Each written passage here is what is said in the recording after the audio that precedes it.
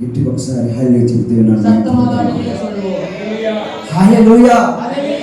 ఇంకా ఆ దుఃఖము, ఆ బాధ, ఆ సంతోషము నాలో ఇంకా పోలేదండి. ఆయన చేసిన మేలు తలంచుకొని నేను లోపల కుమిలిపోతూ ఉన్నాను ఈరోజు. அவர் செய்த நன்மைகள் நிமித்தமாக நான் நினைத்து அந்த துக்கம் சந்தோஷம் ஒன்றும் எனக்குள்ளே போகவே இல்லை. నేను ఏ పాటి వాడినయ్యా? ஆண்டவரே நான் எம்மாத்திரம் ஆண்டவரே. నువ్వు నన్ను హెచ్చించేదానికి నేను ఏ పాటి వాడినయ్యా? ஆண்டவரே நீர் என்னை உயர்த்துவதற்கு நான் எம்மாத்திரம் ஆண்டவரே. దావీదు దేవుని దగ్గర మోకాళ్ళేసి అడుగుతూ ఉన్నాడు. దావీదు దేవునితో ముఖం పడిగిట్టు కేட்கிறார். నేను నీ సంతతిని నీ కుమారుని నేను రాజుగా చేయబోతున్నాను అని చెబితే, உன்னுடைய குமாரனை ராஜாவாக்க போகிறேன் என்று சொல்லும்போது, నీ కుటుంబాన్ని నేను ఆశీర్వదిస్తానని చెప్తే, உன்னுடைய குடும்பத்தை நான் ஆசீர்வதிப்பேன் என்று சொல்லும்போது, ఆయన మోకాళ్ళు వేసి அவர் வாக்குத்தத்தம் செய்தவர் దావీదు మోకాళ్ళు వేసి దావీదు ముఖం పడిగిట్టు, నేను ఏ పాటి వాడనయ్యా? ఆండవరే నా ఎమ్మాత్రం ఆండవరే. నీవు నన్ను హెచ్చించేదానికి నేను ఏ పాటి వాడని? ఆండవరే నీరు என்னை உயர்த்துவதற்கு நான் నా కుటుంబాన్ని ఆశ్రయించేదానికి నేను ఏ పాటి వాడనయ్యా? ఆండవరే என் குமாரனை உயர்த்துவதற்கு நான் எம்மாத்திரம் ஆண்டவரே. దేవుని మొర పెట్టాడు. ఏడ్చాడు. அவ்விதமா தேவனிடத்தில் மன்றாடி அழுதார். నాకు ఏముంది నాన్న? எனக்குள்ள என்ன இருக்கிறதப்பா? అని దేవుడి దగ్గర அவ்விதமா தேவனிடத்திலே తను తగ్గించుకున్నాడు. அவர் தம்மை தாம் தாழ்த்திக் கொண்டார். ఆయనకి ఏం కొరవ ఉంది? ఆయనకి ఏం కొరవ ఉంది? அவருக்கு என்ன குறை இருக்கிறது? ఆయనకి లేని బలమా? அவருக்கு இல்லாத ஒரு பின்னணியா? ఆయనకి లేని ధనమా? அவருக்கு இல்லாத ஒரு பணமா? ఆయన పిలిస్తే రానటువంటి జనాలు ఏమైనా ఉన్నారా? அவர் கூப்பிட்டால் ஆயிரக்கணக்கில் ஜனங்களும் இருக்கிறார்கள். ఏమి కొరవ ఉంది దావీదుకి? தாவீதுக்கு என்ன குறை இருக்கிறது? కానీ అక్కడ చూడండి, ஆனால் அங்கே பாருங்கள், ఆయన దేవుని దగ్గరికి వెళ్ళి, அவர் தேவனிடத்தில் சென்று, దేవనే నీవు నన్ను హెచ్చించేదానికి, நீர் என்னை உயர்த்துவதற்கு, నీవు నన్ను కాపాడేదానికి, நீர் என்னை காப்பாற்றுவதற்கு, ఈ నూతన సంవత్సరంలో నీవు నన్ను అడుగు పెట్టించేదానికి இந்த புதிய வருடத்துக்குள்ளாக నేను ఏ పాటి వాడనయ్యా? நான் எம்மாத்திரம் ஆண்டவரே. నాలో ఏ మంచి ఉందయ్యా எனக்குள்ள என்ன நன்மை இருக்கிறது ஆண்டவரே అని నువ్వు అడగలిగావా? அப்படி உன்னால் கேட்க முடிந்ததா? నీకు తెలుసా, உனக்கு தெரியுமா, నీకంటే గొప్పవారు, నీకంటే ధనికులు, నీకంటే ఉన్నతమైన వారు ఈ దినం నీ లోకం చూడకుండా మాయమైపోయారు. உன்னை காட்டிலும் பெரியவர்கள், பணக்காரர்கள், ஐஸ்வர்யங்கள் இந்த உலகத்தில் இல்லாமல் மாயமாகி விட்டார்கள். కానీ నీవు జీవంతో ఉన్నావు ఈరోజు. ஆனால் நீ జీవనోடு இருக்கிறாய் இன்றைக்கு. నువ్వు సుఖంగా ఉన్నావు ఈరోజు. நீ సుఖமாய் இருக்கிறாய் இன்றைக்கு. ఈ కొత్త సంవత్సరము అనే సందర్భంగా నువ్వు బిర్యానీ చేసుకొని, నువ్వు స్వీట్స్ తినుబండలా చేసుకొని ఈరోజు ఎంజాయ్ చేసుకుంటూ ఉంటున్నావు. இந்த புதிய வருடத்தில் நீ பிரியாணி சாப்பிட்டுக் கொண்டு பலகாரங்கள் செய்து பங்கிட்டு நீ சந்தோஷமாய் இருக்கிறாய். కృతజ్ఞత కలిగిన హృదయం నీలో ఉన్నదా? நன்றி உள்ள இருதயம் உனக்குள் இருக்கிறதா? దేవా, నేను ఏ పాటి వాడనయ్యా నీవు నన్ను రక్షించేదానికి? ఆండవరే நான் எம்மாத்திரம் ఆండవరే నీరు என்னை రక్షింపதற்கு. దేవా, నేను ఏ పాటి వాడనయ్యా నువ్వు నాకు ఈ విధంగా వసతులు చేసేదానికి? ఆండవరే நான் எம்மாத்திரம் ఆండవరే நீ విధమైన వసతిகள் செய்து கொடுத்தாய். మరి ఊపితే ఎగిరిపోయే దూసు లాంటి వాడిని కదా నేను? ఆండవరే నా ఊదిனால் பறந்து போகிறோம் దూసియ போன்ற ఉంటానే ఆండవరే. నువ్వు చెప్పగలిగావా? అవిధమై ఉన్నా சொல்ல முடிந்ததா? నాకు ఏ మంచి చూసి నాకు ఇంకా నువ్వు నా జీవాన్ని పొడిగిస్తున్నావయ్యా? ஆண்டவரே என்ன நன்மை என்னை நீங்கள் பார்த்து என்னுடைய வாழ்க்கையை நீடிக்க செய்கிறீர்கள் ஆண்டவரே అని నువ్వు చెప్పగలిగావా? அப்படி என்று உன்னால் சொல்ல முடிந்ததா? దేవుడితో మాట్లాడుతుంటే నీ హృదయం ఇంకా కదలలేదా? దేవుడితో పేసుకుపోతూ నీ హృదయం இன்னும் అసైக்கப்பడவில்லையா? దేవుడు ఈ రోజు నీకు గుర్తు చేస్తూ ఉన్నాడు. ఇంకా నీ బండ హృదయం పెట్టుకుంటున్నావు. నీ హృదయాన్ని కదిలించుకునే దానికి నీ యొక్క హృదయాన్ని బండలాగా ఉన్న హృదయాన్ని దేవుని వాక్యంతో పగలగొట్టుకునే దానికి ఇంకా నీవు మార్గం తెలుసుకోకపోతే నీ బ్రతుకు ఏమైపోవడం నాకు అర్థం కావట్లేదు. கர்த்தருடன் பேசிக் கொண்டிருக்கிற ஆனால் உன்னுடைய கல்லான இதயத்தை வைத்துக் கொண்டு உன் இதயத்தை உடைக்காமல் உன்னை கர்த்தருடைய மார்க்கத்தில் போகாமல் இருக்கிறாய் என்றால் எப்படி என்று எனக்கு தெரியவில்லை. పరిశుద్ధాత్ముడు మిమ్మల్ని ప్రేరేపిస్తున్నాడు ఈరోజు. పరిశుద్ధ ఆవియానவர் எனக்குள்ள ஒரு ஏவுதலை உண்டு பண்ணுகிறார். పరిశుద్ధాత్ముడు మీతో మాట్లాడుతూ ఉన్నాడు. పరిశుద్ధ ఆవియానவர் ఈ విధమై பேசுகிறார். నీ గొప్పతనం చూసి నిన్ను ఈ నూతన సంవత్సరంలోకి నిన్ను ప్రవేశపెట్టించలేదు నా దేవుడు. உன்னுடைய பெருமை புகழை பார்த்து புதிய வருஷத்துக்குள்ள ఆండவர் உன்னை பிரவேசிக்க செய்யவில்லை. నీకు ధనం ఉందని ఆయన ఇంకా నీ యొక్క ఆయుష్ను పొడిగించలేదు. ఆయన உனக்கு தனம் பணம் இருக்கிறது என்று இன்னும் அவர் உன்னுடைய ஆயுசு நாட்களை நீடிக்க செய்யவில்லை. లేకపోతే నీకు పేరు ప్రఖ్యాతులు ఉన్నాయని చెప్పేసి ఆయన నీ ఆయుష్ను ఇంకా పొడిగించలేదు. ఆయన உனக்கு பேரும் புகழும் இருக்கிறது என்பதனால ஆண்டவர் உன்னுடைய ஆயுசை நீடிக்கவில்லை. దేవుని యొక్క మహాకృప చేత మనం మంటి వారమైన వారు మనల్ని జ్ఞాపకం చేసుకున్నాడు మన ప్రభువైన యేసయ్య. దేవుని మహా పెரிய கிருபையால மன்னான நம்மை ஆண்டவர் நிறைவேற்றி வெளிப்படுத்திக் கொண்டிருக்கிறார். అందుకని ఈ రోజు మనమందరం కూడా జీవముతో ఉన్నాము. அதனால்தான் இன்றைக்கு நாம் அனைவரும் ஜீவனோடு இருக்கிறோம். కీర్తన గ్రంథం 103వ అధ్యాయము, சங்கீதங்களின் புஸ்தகம் 103ஆம் அதிகாரம், కీర్తన గ్రంథం 103వ అధ్యాయము, சங்கீதம் 103ஆம் அதிகாரம்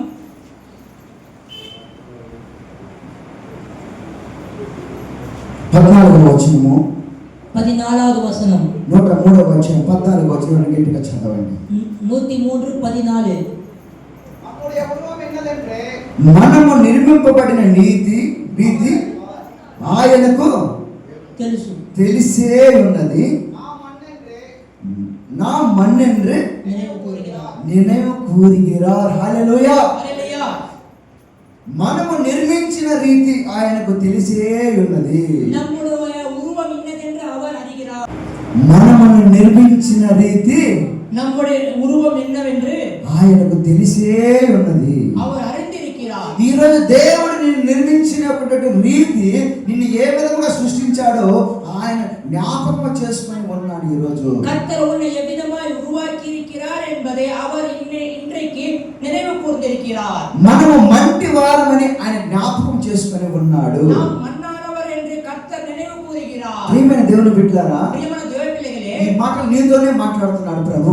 ஆண்டவர் இந்த வார்த்தை உன்னுடன் பேசுகிறார். నీవు మంటితో సమానమని నిన్ను గుర్తు చేసుకుంటున్నాడు. உன்னை நீ மண்ணுக்கு ஒப்பானவர் என்று நீ நினைவுபடுத்திக் கொள்கிறாய். నీకు అర్థమవుతుందా ఈరోజు? உங்களுக்கு புரிகிறதா? నీవు ఎవరు? நீங்க யாரு? దేనితో సమానంగా ఉన్నావు? நீங்க எதுக்கு ஒப்பாய் இருக்கிறீர்கள்? మంటితో సమానం. நீங்க மண்ணுக்கு ஒப்பாய், మట్టితో సమానం. நீங்க மண்ணோட ஒப்பாய் இருக்கிறீர்கள். అది ఆయన గుర్తు చేసుకున్నాడండి. அதை அவர் நினைவு கூர்ந்திருக்கிறார். అది గుర్తు చేసుకోవడం బట్టి ఈ రోజు మనం దగ్గర చాలా కూర్చున్నాం, కింద కూర్చున్నాం, దేవుని ఆలయంలో కూర్చొని పాటలు పాడుతున్నాం, ఆయన సన్నిధిలో ఈ రోజు కూర్చొని ఉన్నామంటే ఈ రోజు నీవు నేను మట్టితో సమానంగా ఉన్నాము అని ఆయన జ్ఞాపకం చేసుకొని ఉన్నాడు. நீயும் நானும் இன்றைக்கு பாடல் பாடுகிறோம், ஆராதிக்கிறோம், கீழே சேர்ந்து உட்கார்ந்திருக்கிறோம் என்றால் அவர் நம்மை மண் என்று நினைவு கூர்ந்திருக்கிறார் என்பதினால தான் நாம் இன்றைக்கு ஜீவனோடு இருக்கிறோம். ఎందుకు గుర్తు చేసుకోవాలి? మట్టిని ఎందుకు గుర్తు చేసుకోవాలి? ஏன் ஆண்டவர் நம்மை மண் என்று நினைவு கூர்ந்திருக்கிறார்? ఒకసారి ఆలోచించండి. ஒரு தடவை சிந்தியுங்கள். మట్టి மண் అని ఎందుకు ఆయన గుర్తు చేసుకుంటున్నాడు? எதற்கு அவர் நினைவு கூறுகிறார்? అయితే ఇప్పుడు మట్టి అని ఎందుకు మనం జ్ఞాపకం చేసుకుంటున్నాడంటే, ஆனால் மண் என்று ஏன் இங்கே நினைவுபடுத்திக் கொள்ளப்படுகிறது ఆ என்றால், మట్టి ఏమవుతుందంట, மண் என்ன ஆகுமா? నీరు కానీ ఒకవేళ మట్టి మీద పడింది అనుకో, தண்ணீர் மண்ணின் மேல பட்டது என்றால், ఒక గట్టిగా ఒక గట్టి ముద్దలు తీసుకున్నామంటే ஒரு நல்ல ஒரு கட்டி மண்ணை எடுத்துக்கொண்டால் నీరు దాంట్లో పోస్తే ఏమవుతుంది? அந்த தண்ணீர் அதுல ஊற்றினால் என்ன ஆகும்? మొత్తం సేరైపోతుంది. అది மொத்தம் சேராகிவிடும். బురద అయిపోతుంది. அது சேராகிவிடும். లేకపోతే అంటే ఒక ముద్ద కానీ పైన కింద పడిందంటే ఆ మట్టి ఏమైపోతుంది? మొత్తం దూసి అయిపోతుంది. మొత్తం மேல இருந்து ஒரு மண் குவியல் கீழே விழுந்தால் என்ன ஆகும் என்றால் அதெல்லாம் அப்படியே தூசியாகிவிடும். అంటే దాని జోలికి కూడా వేస్ట్. ஏனென்றால் அது வேஸ்ட், வீணாக తాకినమంటే కింద పడిపోయిందంటే పగిలిపోయేస్తుంది. கீழே விழுந்து விட்டால் அது உடைந்து விடும், அது வீணானது தான். ఇంకా మీకు అర్థమని చెప్పాలంటే, உங்களுக்கு புரியும்படி சொல்ல வேண்டும் என்றால், మనము మంటి వారిని ఎందుకు జ్ఞాపకం చేసుకుంటున్నాడంటే, நாம் மண்ணானவர்கள் என்று எதற்கு கர்த்தர் நினைவு கொள்கிறார் என்றால், రాయి బలంగా ఉంటుంది, గట్టిగా ఉంటుంది. கல் ஆனது பாறை ஆனது நல்ல கனமாக இருக்கும். మట్టి ఎలా ఉంటుంది? ஆனா மண் எப்படி இருக்கும்? ఎలా ఉంటుంది? గట్టిగా ఉంటుంది. மெதுவாக எப்படி இருக்கும்? கனமா இருக்குமா? இல்லை. అది చాలా లూసిపోయి ఉంటుంది. గట్టిగా ఒకవేళ ముద్దగా చేస్తే ముద్ద ఉంటుంది, కింద పడిందంటే మొత్తం చెల్ల చెదరైపోతుంది అనమాట. மண் மெதுவாக இருக்கும். அது ஒரு கட்டியை செய்து கீழே போட்டா கூட அது உடைந்து தூள் தூளாகிவிடும். ఇప్పుడు ఇక్కడ గ్లాస్ పెట్టి ఒక స్టేబుల్ మీద గ్లాస్ పెట్టాము, అద్దం పెట్టుకున్నామంటే అక్కడ ஒரு டேபிள் மேல ஒரு கண்ணாடி வைத்து நினைத்துக் கொள்ளுங்கள். ఆ అద్దాన్ని నేను కానీ వెళ్తూ దాన్ని కానీ తాగానంటే దాన్ని తట్టుకొని కాలుతో కానీ లేదంటే తగిలేదంటే కింద పడిపోయి పగిలిపోతుంది, ముక్కలైపోతుంది. అది நான் போகும்பொழுது என் கால் தவறி அந்த கண்ணாடி மீது பட்டு அந்த கண்ணாடி கீழே விழுந்தால் அந்த கண்ணாடி எல்லாம் துண்டாகிவிடும். అందుకని నేను దాని దగ్గరికి వెళ్ళకుండా அதனால அதுக்கு அருகாமையில் போகாம సైడ్ గా వెళ్ళిపోతున్నాను. நான் ஒரு ஓரமாக போய்விடுவேன். కారణం ఏంటి? காரணம் என்ன? అది గ్లాస్, అది அது కண்ணாడి, அது పగిలిపోతుంది. அது உடைந்து விடும். అది కానీ దాన్ని తాకినమంటే అది తాకినమంటే కింద పడిపోతే పగిలిపోయి తూలైపోయి ఇంకేమి అది దేనికి పనికి రాకుండా పోతుంది. அது தொட்டால் அதை பட்டால் அது கீழே விழுந்து உடைந்து விடும். அது எதுக்கும் உதவாததா இருக்கும். ఈ మట్టి కూడా అంతే. இந்த மண்ணும் அப்படிதான். అక్కడ నిలబడి ఉంది. అక్కడ அங்க நின்று இருக்கிறது. ఆ మట్టి మీద ఏమాత్రం చేయబడిందంటే, அந்த மண்ணின் மீது கை பட்டா, ఆ మట్టి మీద ఏమాత్రం తగిలిందంటే அந்த மண்ணின் மீது எப்படியாவது நம்ம கை பட்டு தெரிஞ்சு பண்ணா అది దూసి అయిపోతుంది. அது தூசி ஆகிவிடும். అది ఏమైపోతుంది? அது என்ன ஆகிவிடும்? అందుకని అందుకనే మనం మంటి వారమని జ్ఞాపకం చేసుకుంటూ ఉన్నాడు. அதற்காக தான் கர்த்தர் நம்மை மண்ணானவர்கள் என்று நினைவுபடுத்திக் கொள்கிறார். వాడి తాగినమంటే అయిపోయింది, వాడి పని అయిపోయింది. அவங்களை தொட்டால் அந்த வேலை முடிஞ்சு விட்டது. ఆమె తాగినమంటే అయిపోయింది. அவங்களை தொட்டால் அந்த வேலை முடிஞ்சு விட்டது. அவ்வளவுதான். ఎందుకంటే మట్టే కదా. ஏற்கனவே மண்ணு தானே. దేవుడు మనం జ్ఞాపకం చేసుకుంటున్నాడు. கர்த்தர் நம்மை நினைவுபடுத்திக் கொள்கிறார். నేను తాగినంటే நான் தொட்டால் అయిపోయింది పని, முடிஞ்சு விடும் வேலை. అందుకనే మనం ఇంకా ఈరోజు బ్రతుకున్నామంటే దేవుడు మనం జ్ఞాపకం చేసుకున్నాడు. మనం ఆ పరిస్థితులు జ్ఞాపకం చేసుకున్నాడు దేవుడు. நாம் இன்றைக்கு ஜீவனோடு இருக்கிறோம் என்றால் கர்த்தர் நம்ம நினைவு கொள்கிறார். நம்முடைய சூழ்நிலையை அவர் எப்பொழுது நினைவு கொண்டுதான் இருக்கிறார். మన పరిస్థితి అంటే మట్టి వారం అనేది మనం చూపిస్తుంది పరిశుద్ధ గ్రంథం. நம்முடைய சூழ்நிலை எப்படி காண்பிக்கிறது என்றால் மண்ணానவர்கள் என்று పరిశుద్ధ వేదాంతం ఏ మాత్రం చేయబడిందంటే పనికి రాకుండా పోతాడు, పనికి రాకుండా పోతుందని చెప్పేసి దేవుడు మనల్ని అయ్యో మట్టి జోలికి మనం వెళ్ళకూడదని చెప్పేసి మనల్ని ఆయన తొలగిపోతూ ఉన్నాడు అనమాట. மண்ணு மீது கைப்பட்டால் மண்ணு சிதைந்து விடும் என்று அவர் நினைத்து அந்த மண்ணின் மீது கைப்படக்கூடாது என்று சற்று ஆண்டவர் விலகி போய் மண்ணாக நம்ம நினைவு கூறுகிறார். నువ్వు ఎన్ని తప్పులు చేసినా, நீ எவ்வளவு தவறு செய்தாலும், నువ్వు ఆయన మాట వినకుండా పోతున్నా, அவருடைய வார்த்தை கேட்காமல் போனாலும், నీ ఇష్టానికి నువ్వు బ్రతుకుతున్నా, உன் விருப்பத்துக்கு ஏற்றாற்போல் நீ నీ வாழ்ந்தாலும் జోలికి రావట్లా, உன்னுடைய பேச்சுக்கு வரவில்லை, నిన్ను క్షమిస్తూనే పోతూ ఉన్నాడు. அவர் உன்னை மன்னித்துக் கொண்டே போகிறார். ఆయన ఉగ్రత, ఆయన కోపం కానీ ఒక్కసారి వచ్చిందంటే ఏమైపోతుంది? அவருடைய கோப ஆக்கினை ஆனது ஒரு தடவை வந்தால் என்ன ஆகிவிடும்? మాడి మసి అయిపోతాము. அப்படியே கருகி நம்ம அப்படியே கரியாகி விடுவோம். పగిలిందంటే ముక్కలు ముక్కలు ఎలాగైపోతుందో అలాగైపోతాము. அந்த கண்ணாடி துண்டு உடைந்து விட்டால் துண்டு துண்டாக எப்படி ஆகிவிடுமோ அப்படியே நாமும் ஆகி விடுவோம். ఆయన కృప ద్వారా మనల్ని ఈ రోజు వరకు కాపాడుతూ వస్తూ ఉన్నాడు ప్రియమైన వారు. அவருடைய கிருபையினால் இன்றைக்கு வரைக்கும் கர்த்தர் நம்மை காப்பாற்றிக் கொண்டே வருகிறார் பிரியமானவர்களே. గత సంవత్సరం అంతా கடந்த வருடம் முழுவதும் దేవుడు ఎన్ని విధాలుగా మిమ్మల్ని కాపాడేటాడు ఒకసారి జ్ఞాపకం చేసుకోండి. మీరు எத்தனை விதங்களாக கர்த்தர் நம்மை காப்பாற்றினார் என்று நினைவுபடுத்திக் கொள்ளுங்கள். ఎన్ని విధాలుగా ఆయన నీకు సహాయం చేస్తున్నాడు ఒకసారి జ్ఞాపకం చేసుకోండి. எத்தனை விதங்களாக அவர் உனக்கு உதவி செய்தார் என்பதை நீங்க நினைவுபடுத்திக் கொள்ளுங்கள். ప్రభువు ఈ మాటలు ఎందుకు హెచ్చరిస్తున్నాడో నాకు తెలియలేదు, నేను ఈ వాక్యం సిద్ధపడనే లేదు, కానీ దేవుడు ఈ మాటలు మీకు ఇంకా బయలుపరుస్తున్నాడంటే మీరు అనేకులు అనుకుంటున్నారు ఈ నూతన సంవత్సరంలోకి వస్తున్నారు హ్యాపీ న్యూ ఇయర్ అని చెప్పుకుంటూ మీరు సంతోషంగా హ్యాపీగా మీ ఒక సొంత కార్యాల కోసం బ్రతకాలనుకుంటున్నారు. కానీ గత సంవత్సరం అంతా దేవుడు మిమ్మల్ని కాపాడి ఆయన కృప ద్వారా ఈ సంవత్సరం మిమ్మల్ని అడుగు పెట్టించాడని ఆ మాటను మరిచిపోయినారు చాలా మంది. అందుకే అది గుర్తు చేసేదానికి ప్రభు ఈ రోజు ఈ యొక్క మాటలు మీతో మాట్లాడుతూ ఉన్నాడు. ஆண்டவர் கடந்த வருடம் செய்த நன்மைகளை நீங்கள் மறந்து விட்டீர்கள், புதிய வருடத்துக்குள்ளாக வந்து சந்தோஷமாக இருக்கிறீர்கள். ஆதலால் நீங்கள் அதை நினைவில் கொள்ள வேண்டும் என்பதற்காக தான் ஆண்டவர் இந்த வசனத்தை எனக்கு சொல்லும்படியாக எனக்கு ஆண்டவர் ஏவினார். మాకు అర్థమైంది, మాతో ప్రభు మాట్లాడన్న వారు మాత్రం ఒకసారి గట్టిగా హల్లెలూయా చెప్పండి. హల్లెలూయా హల్లెలూయా హల్లెలూయా హల్లెలూయా హల్లెలూయా. చాలా మంది ఈ రోజు ఈ యొక్క నూతన సంవత్సరంని ఎలాగ సెలబ్రేట్ చేస్తూ ఉన్నారంటే అనేకరు இந்த புதிய வருடத்தை எவ்விதமாக கொண்டாடுகிறார்கள் என்றால் కేకులు కట్ చేస్తున్నారు, కేక్ వెట్టుகிறார்கள், చర్చిలకు వెళ్ళి క్యాలెండర్స్ తెచ్చుకుంటున్నారు, చర్చిలో క్యాలెండర్స్ ఎல்லாம் கொடுக்கிறார்கள், వాగ్దానాలు తెచ్చుకుంటున్నారు. వాగ్దానాలు వాங்குகிறார்கள். ఈ వాగ్దానాలు తీసుకునేది, క్యాలెండర్ తీసుకునేది ఆ రాత్రి 31వ తేదీ రాత్రి వెళ్ళేసి ఆ చర్చికి వెళ్ళేసి అయిపోయిన తర్వాత రోడ్లలో మరి తిరుగుతూ గంతులు వేసుకుంటూ వెళ్ళాలి. ఇదిదా నూతన సంవత్సరము, ఇదిదా అనుకుంటున్నారు. ఈ నూతన సంవత్సరం అంటే ఇలాగా ఉంటుందని అనేక జనాలు అనుకుంటూ ఉన్నారు. అనేక జనాలు நினைக்கிறார்கள் புதிய வருடம் என்றால் 31ஆம் தேதி நைட் சபைக்கு சென்று வாக்குத்தத்தங்கள் கேலண்டர் வாங்குவது, சாலைகளிலே நடனமாடி கிறிஸ்மஸ் நியூ இயரை கொண்டாடுவது, இதுதான் புதிய வருடம் என்று நினைக்கிறார்கள் అనేక. ప్రియమైన దేవుని బిడ్డలారా, కానే కాదది. ప్రియమైన దేవుని పిల్లలు, ఇది అల్లవే అల్ల. ఈ రోజు మందిరాల్లో కూడా వాగ్దానాల కోసం కొట్టుకుంటున్నారండి. ఇంటికి సభైகளில் కూడా వాగ్దానంగా అడిచి కొడుతున్నారు. అది ఆచారం అయిపోయింది ఈ రోజు అనేక మందికి. అది ఒక సడగాచారమాగి విட்டது అనేకరికి. అది తీసుకుంటారు, వాగ్దానం తీసుకుంటారు,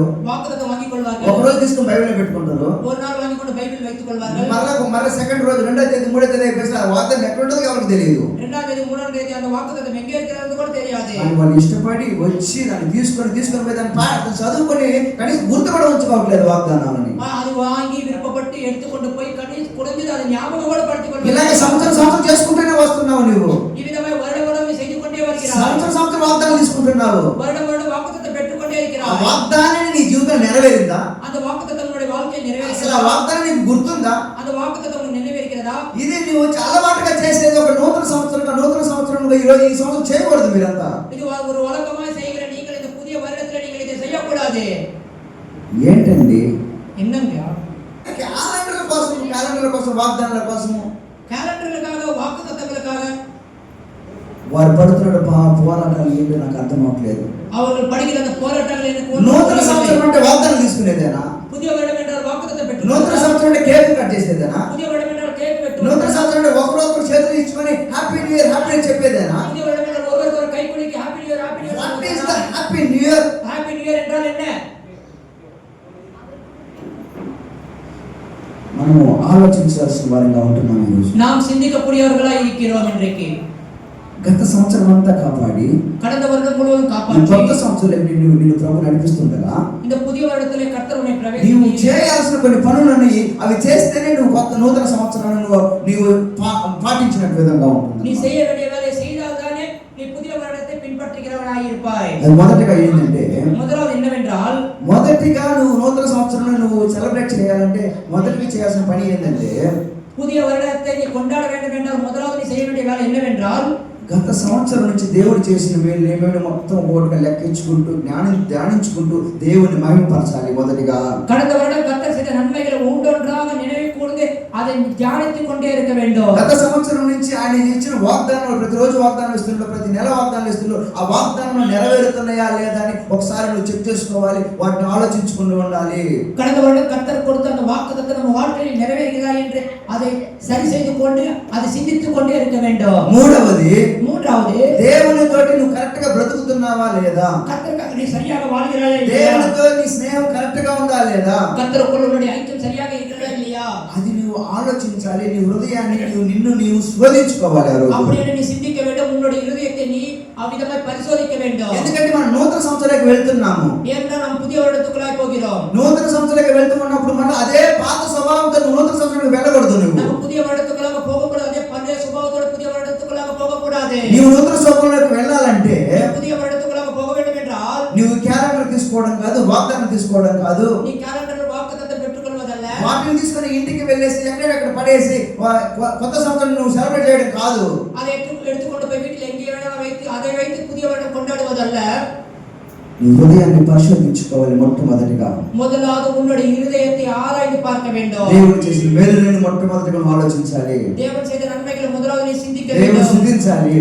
தேவனை துதிக்க దేవుడు வேண்டும். చేసిన వాగ్దానం నెరవేరాయా అని చెప్పేసి నువ్వు ఆయన దగ్గర మొరపెట్టాలి. தேவன் செய்த வாக்குத்தத்தங்கள் நிறைவேறினதா என்று அவரிடம் நீ மன்றாட வேண்டும். వాగ్దానం నెరవేరదంటే దేవుని స్తుతించాలి. வாக்குத்தத்தம் நிறைவேறினால் கர்த்தரை துதிக்க வேண்டும். నెరవేరకపోతే ఎందుకు నెరవేరలేదని నువ్వు శోధించుకోవాలి. ஒருவேளை நிறைவேறவில்லை என்றால் ஏன் நிறைவேறவில்லை என்று వాగ్దానం ఇచ్చి నెరవేర్చేవాడివి కదా నువ్వు. ஏன் ஆண்டவரே நீங்கள் வாக்குத்தத்தம் கொடுத்து நிறைவேற்றக்கூடியவர்தானே? ఎందుకు దేవా నెరవేరలేదని నీలో ఏదైనా తప్పు ఉందా? నువ్వు వచ్చేసి ఆయన అడగాలి, నా తప్పును క్షమించాయా? ஏன் வாக்குத்தத்தம் நிறைவேறவில்லை, எனக்குள்ள ஏதாவது தவறு இருக்கிறதா என்று அவரிடம் கேட்டு அந்த வாக்குத்தத்தை நிறைவேற்ற ఈ విధంగా నీ హృదయాన్ని శోధించుకుంటూ నీ హృదయాన్ని కరెక్ట్ చేసుకుంటూ ఏదైనా తప్పిదములు ఉంటే, ఏదైనా పొరపాటు ఉంటే ఆయన దగ్గర క్షమాపణ అడిగి ఆ రోజుతోటి పాతవి గ్రహించును సమస్త క్రొత్తమైన విధంగా నువ్వు నూతన సంవత్సరాలకు అడుగు పెట్టాలి. இன்றைக்கு உனக்குள்ள ஏதாவது தவறு இருக்குமே ஆனால் கர்த்தரிடத்தில் அறிக்கை செய்து விட்டுவிட்டு அதை விட்டுவிட வேண்டும். பழையவைகள் எல்லாம் ஒழிந்தன, எல்லாம் புதிய ஆயின என்று இந்த புதிய வருடத்தை கொண்டாட வேண்டும். ఎంతమంది రాత్రి ఈ విధంగా హృదయాన్ని మీ హృదయాన్ని శుద్ధి చేసుకున్నారో, మీ హృదయంలో ఉన్న జరగని కార్యములు, దేవుడు ఇచ్చిన వాగ్దానం జరగకుండా ఇంకా ఎన్ని ఉన్నాయో వాటి గురించి మీరు దేవుని దగ్గర మొరపెట్టారు, మీ పాపం గురించి మొరపెట్టారు, మీరు ఏమి చేశారు అని ఎంతమంది ఆ విధంగా ఆయన దగ్గర మొరపెట్టారు నాకు తెలియలేదు. కానీ எத்தனை பேர் என்னுடைய வாக்குத்தத்தம் நிறைவேறவில்லை, என் பாவங்களை குறித்து மன்னிப்பு விதமான செயல்களில் எத்தனை பேர் ஈடுபட்டீர்கள் என்பது எனக்கு தெரியாது. ஆனால் ఈ రోజు ఇప్పటికైనా కానీ ఏం మించిపోలేదండి. இப்போ உள்ள நேரம் ஒன்றும் மிஞ்சி போகவில்லை. ఇదే సమయం, இதுதான் நேரம். ఈ సమయంలో ప్రభు నీతో మాట్లాడుతుండగా இந்த நேரத்தில் கர்த்தர் உன்னுடன் பேசிக் கொண்டிருக்கையிலே నీ హృదయం ఒకసారి పరిశోధించుకో. உன்னுடைய இதயத்தை ஒரு தடவை ஆராய்ந்து பார். నీ హృదయాన్ని ఒకసారి శోధించి చూడు. உன் இதயத்தை ஒரு தடவை சோதித்து பார். ప్రభు ఈ నూతన సంవత్సరంలోకి నిన్ను నూతనమైన వాడిగా, నూతనమైన దానిగా తీసుకుని వెళ్ళి నీ ద్వారా అనేక గొప్ప కార్యాలను నా ప్రభు చేయబోతున్నాడు. హల్లెలూయా. புதிய வருடத்துக்குள்ள உன்னை ஒரு புதிய மனிதனாக, புதிய ஒரு பெண்ணாக உன்னை அழைத்து கொண்டு போய் பெரிய காரியங்களை உன் மத்தியில் செய்ய போகிறார். నాకు చాలా భారం ఉందండి. எனக்கு மிக வேதனை இருக்கிறது. ఏ విధంగా కానీ మన సొంత వాళ్ళని, எவ்விதமா இருந்தாலும் మా நம்ம బంధువులను அனைவரும் உறவினர்கள் தான். వారు ఎలాగైనా దేవుని సన్నిధికి తీసుకొని వెళ్ళాలి. அவர்கள் எப்படியா தேவ சந்நிதியில் அழைத்து கொண்டு போக வேண்டும். ఏ విధంగా కానీ వాళ్ళందరూ మన బంధువులందరినీ కూడా రక్షణకు నడిపించే పరలోక రాజ్యం తీసుకొని వెళ్ళాలని భారం కలిగి ఉన్నానండి ఈ రోజు. எப்படியாவது நம்முடைய உறவினர்கள் எல்லாரும் பரலோக ராஜ்யத்துக்கு அழைத்து கொண்டு போக வேண்டும் என்ற பாரம் உண்டாயிருக்கிறபடி இருக்கிறேன் நான். అందుకే మన బంధువుల మధ్యలో ఈ మధ్య ఇక్కడ ఈ విధంగా దేవుని యొక్క ఆరాధన జరిగిస్తూ ఉన్నాను. அதனால்தான் என்னுடைய உறவினர்கள் மத்தியிலே ఈ విధమైన ఆరాధన நடத்துகிறேன். ప్రియమైన దేవుని బిడ్డలారా, ప్రియమైన దేవ పిల్లలే, మనం అసలైన ఒక విషయం ధ్యానించడానికి మనం ముందు దగ్గరకు వచ్చేసాము. நம்ம முக்கியமான ஒரு விஷயத்தை தியானிக்கக்கூடிய ఈ நேரத்துக்குள்ள నూతన సంవత్సరంలోకి నువ్వు ప్రవేశించినప్పుడు, இந்த புதிய வருடத்துக்குள்ள நீ ఈ பிரவேசிக்கும் பொழுது, నూతన సంవత్సరంలోకి నువ్వు వచ్చినప్పుడు புதிய வருடத்துக்குள்ள நீ வரும் பொழுது నీవు క్యాలెండర్ తీసుకోవడము, వాగ్దానం తీసుకోవడము అదేనేది నీకు అలవాటుగా ఆచారంగా మనం పాటిస్తున్నాం. కానీ நீ கேலண்டர் வாங்குவது, வாக்குத்தத்தம் வாங்குவது அது ஒரு வழக்கமாக சடங்காச்சாரமாக நம்ம பின்பற்றுகிறோம். కానీ ఎవరు కూడా హృదయాన్ని శోధించుకోవట్లేదు, హృదయాన్ని పరిశీలించుకోవట్లేదు. இதயத்தை யாரும் ஆராய்ந்து பார்ப்பதும் இல்லை, சోதிப்பதும் இல்லை. నువ్వు క్యాలెండర్ తీసుకుని నూతన సంవత్సరానికి వెళ్ళేదానికంటే நீ கேலண்டர் வாங்கிக்கொண்டு புதிய வருடத்துக்குள்ள பிரவேசிப்பதை నీ హృదయం ఎలాగో ఉందని ఒకసారి పరిశోధించుకుని నూతన సంవత్సరానికి నువ్వు కానీ పరిగెత్తావంటే, నూతన సంవత్సరం అడుగు పెట్టావంటే నువ్వు నిజముగా దీవించబడిన వాడు అవుతావు. உன் இதயம் எப்படி இருக்கிறது என்பதை ஆராய்ந்து பார்த்து நீ புதிய வருடத்துக்குள்ள பிரவேசித்தாயானால் உண்மையாக நீ ஆசீர்வதிக்கப்படுவாய். ఎందుకంటే ஏனென்றால் ఇర్మియా గ్రంథము எரேமியாவின் புத்தகம் 17వ అధ్యాయము 17వ அதிகாரம் 9వ వచనం చదువుకుంటే 9వ వచనத்தை படித்தோமே. హృదయము అన్నిటికంటే మోసకరమైనది. 17:9 எல்லாவற்றையும் பார்க்கிலும் இருதயமே தீக்குள்ளதா. హృదయము అన్నిటికంటే మోసకరమైనది. இருதயம் எல்லாவற்றையும் காட்டிலும் நல்ல திருவுள்ளதமா இருக்கிறது. అది ఘోరమైన వ్యాధి కలదది. அது மகா கேடுள்ளதமாய் దాని గ్రహింపగల వాడెవడు?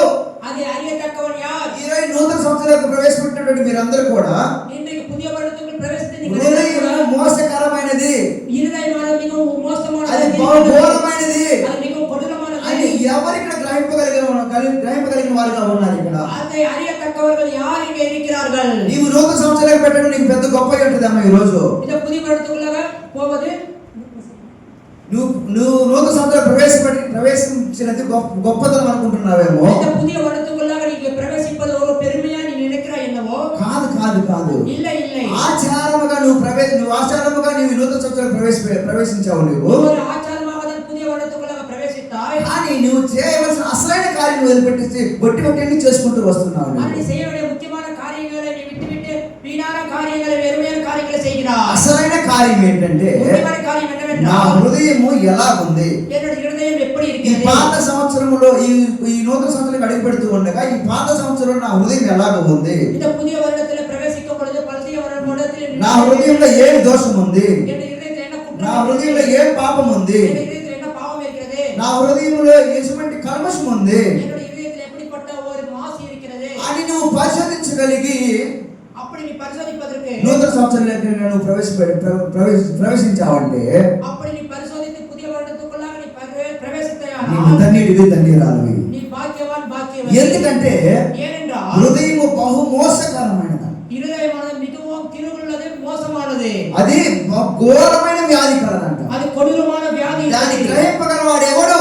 அதை அறியத்தக்கவன் யார்? ఎవరు? யார்? ఎంతమంది మీ హృదయాన్ని శోధించుకున్నారు? எத்தனை பேர் உங்களுடைய మీ హృదయం ఎలా ఉంది అసలు?